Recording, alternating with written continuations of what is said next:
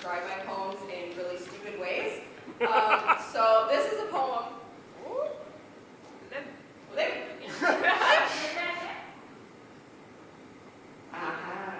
Magic of technology. All right, this is a poem about Jack Black in space. Do with that information what you will. Woo! An Ode to Failure. Whoa.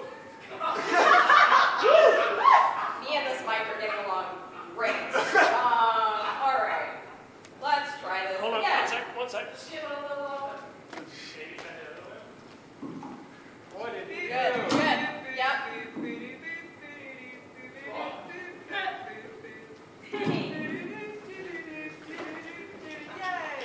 How many microphones does it take for me to perform a poem? Excellent. All right. An Ode to Failure. Most people don't know that Judith Love Cohen, a NASA scientist, is also Jack Black's mom. And while troubleshooting schematics for the upcoming Apollo 13 mission went into labor, she brought the problem she was working on with her to the hospital and had it solved by the time Jack was born. The Apollo 13 mission has now become synonymous with the phrase, failure is not an option. 3 people lost in space relying on Earth to bring them home. Everyone knew that failure was a death sentence, would leave blood on their hands. I wonder if Jack Black came into the world laughing to try and assuage his mother's fear.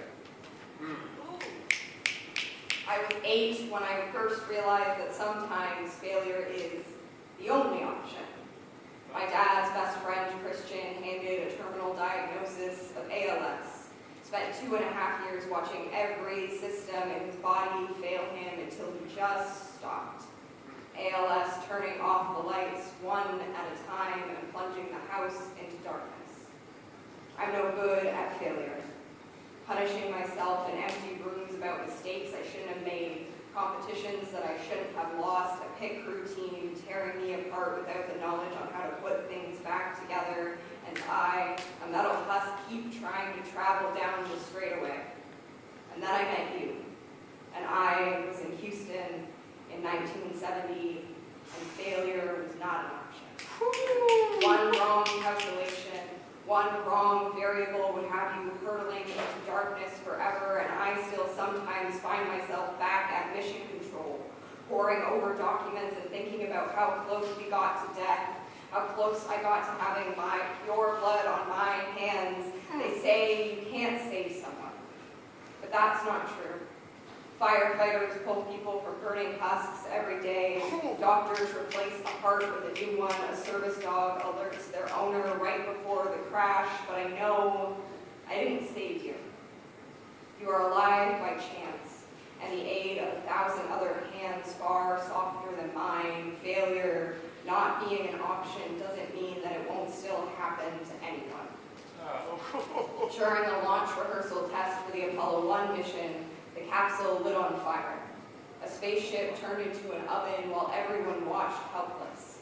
Emergency preparedness for this test was poor because failure can't reach you if you don't speak its name.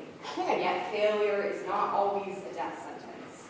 I am only alive because of failure.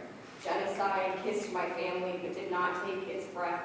I slow danced with death and still had strength to rebuke their advances. At the end of the night, I failed you. My Apollo 1 going up in flames, but in doing so saved me.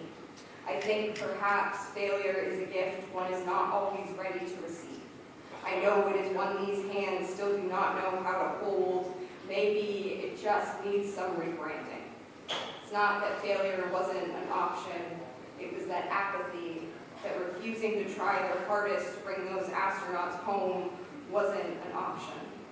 When Christian died, it wasn't that his body had failed him. It was just that it had been trying so hard for so long that it needed a rest. That last breath, not a gasp, but an exhale. Failure says it's okay to let go. Sometimes you have to, no matter how much you wish things could stay the same, no matter how beautiful the stars are, you have to come home. Thank you.